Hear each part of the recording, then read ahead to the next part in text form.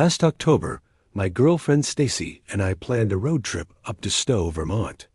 We booked a cabin through a site called Glamming Hub. It sat about 20 minutes outside the village, perched on a quiet hill with a perfect view of the fall foliage. That colorful autumn scenery was the whole reason we decided to make the trip in the first place. We had the place reserved from Thursday night through Sunday.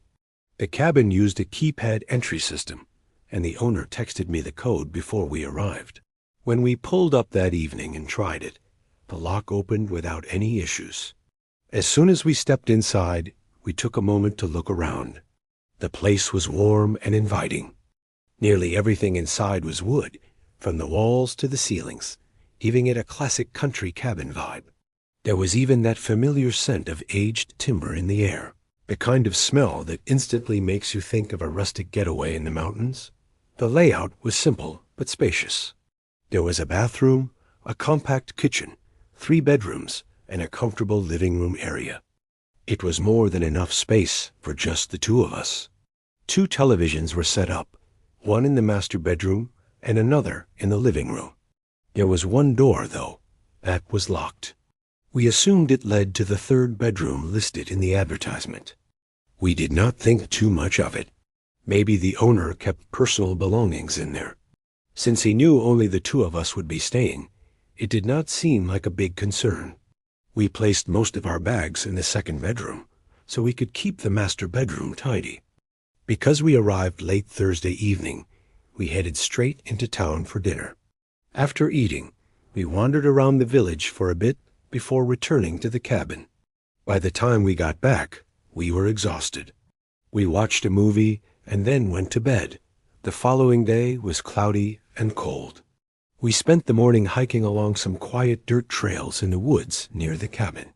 It was peaceful and exactly what we had hoped for.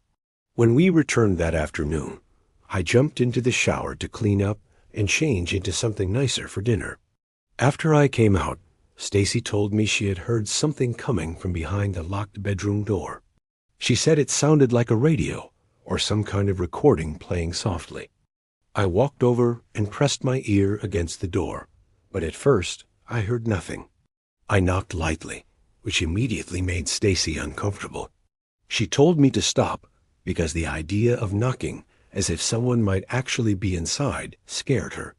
I will admit I partly did it just to tease her. Later, while Stacy was in the shower, I sat in the living room flipping through channels. That was when I thought I caught a faint sound coming from that room again. I muted the television and went back to the door. This time I definitely heard a quiet voice, like a radio playing somewhere inside. I sent the host a message and then called him. I explained what we were hearing. He seemed confused and said he was not sure why the door would be locked. He mentioned that his wife might have left some belongings in there. As for the sound, he said he would check with her. After Stacy finished getting ready, we left for lunch. I chose not to tell her that I had heard the noise as well, because I did not want to alarm her. I assumed it was something harmless, maybe a device accidentally left on. We ate at a restaurant on Main Street called Harrison's, then drove around the area and eventually stopped at a park to relax. While we were sitting there, the host called me back. He said his wife told him she had not locked anything in that room and had no idea what the noise could be. He offered to drive over and unlock the door to check it out himself. I agreed, and we headed back to the cabin. The drive took about 20 minutes. When we arrived, Stacy went inside and immediately flopped down on the couch, worn out from the day. I went straight to the locked door again and listened. The faint sound was still there. I told Stacy to hang on and stepped outside. I do not know why I had not thought of this earlier. I walked around to the window of the locked bedroom. There were no curtains covering it. I stood on my toes and looked inside. What I saw made my stomach drop. In the middle of the room stood a tall, extremely thin man who looked to be in his 20s. He was wearing a hood and moving slowly as if he were dancing. In his hand was what appeared to be a small radio. The moment he noticed me at the window, he stopped and turned toward me, and he smiled. I started shouting Stacy's name and yelling for her to get out of the house. She rushed to the door, confused and terrified. I told her not to ask questions and just get into the car. I grabbed the 2 bags we had packed, leaving behind anything else, and threw them into the trunk. We drove off immediately. As soon as we were down the road, I called the host again and told him to contact the police because someone had been inside the house. About an hour later, while we were sitting back in town, the host called me. He said officers had arrived and opened the 3rd bedroom. No one was inside. However, they discovered several empty chip bags hidden under the bed, which clearly suggested someone had been staying there. We returned only to gather the rest of our belongings. The host worked out a refund through the website, and there was no chance we were spending another night in that cabin. Instead, we checked into a nearby motel and stayed there until Sunday before driving home. Even now, I cannot shake the image of that thin figure slowly dancing in that room. What disturbed me most was the realization that he might have been there the entire time we were, even while we slept, just a locked door away. For nights afterward, I barely slept, replaying that smile in my mind. It happened late on a Friday night in the middle of October.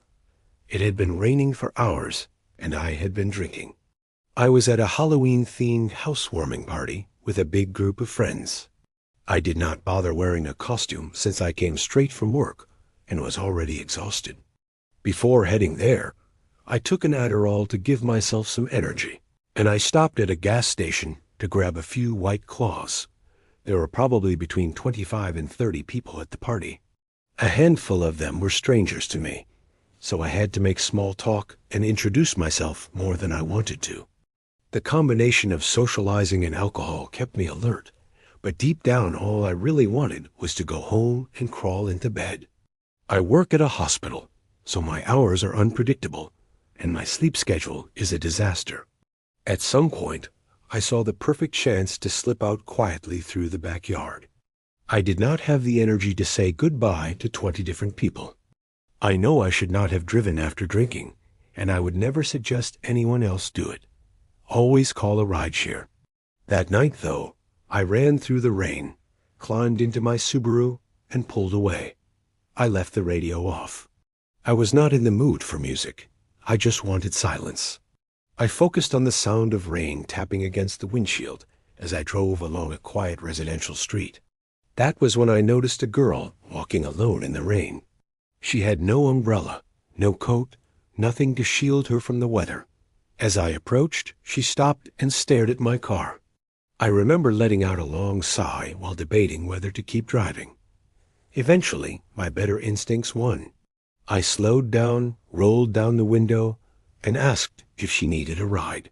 She did not respond verbally. Instead, she opened the back door and climbed into the back seat. I asked where she was headed. She said just down to the end of the road, so I told her that was fine. When I stopped at the second stop sign, I asked why she was out walking in the rain.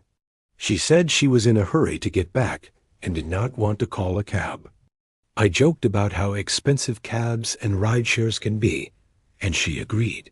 I introduced myself as Jake. She said her name was Ali and thanked me for picking her up. After that, we rode in silence. I kept driving until I noticed a dead-end sign up ahead. When I reached the final stop sign, I asked her if she meant past the dead end. She did not answer. As I slowly rolled forward through the intersection, I glanced into the rearview mirror. My stomach dropped. She was not there. I hit the brakes and twisted around in my seat. The back seat was empty. I pulled over immediately and stepped out into the rain. I checked the entire back row. She was not on the seat or on the floor. I looked down the road, illuminated only by scattered streetlights. There was no one walking anywhere nearby. What made it worse was that I had not heard a door open or close at any point.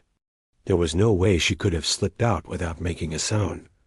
I started wondering if I was losing my mind. I ran my hands over the seat and the floor where she had been sitting.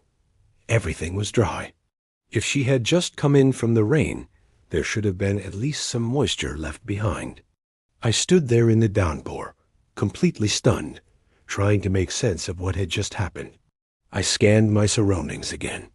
That was when I noticed the fence to the right of my car. Beyond it was a cemetery. Her earlier answer suddenly echoed in my head. When I had asked where she was going, she said to the end of this road. The cemetery was at the end of the road. I stared at it for a few seconds, then hurried back into my car. I made a quick 3-point turn and drove home as fast as I could. I was not drunk enough to be seeing things. At least, I do not think I was.